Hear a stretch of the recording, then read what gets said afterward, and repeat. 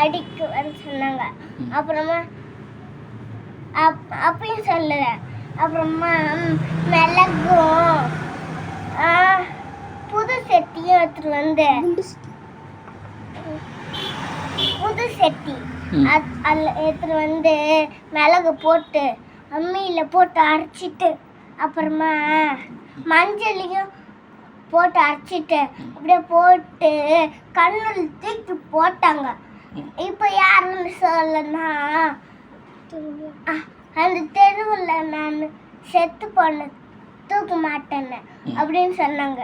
அப்புறமா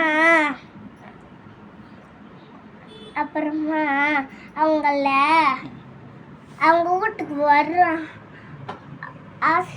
அவங்க வீட்டுக்கு சின்ன அத்தை வருன்னு சொன்னாங்களாம். அப்புறமா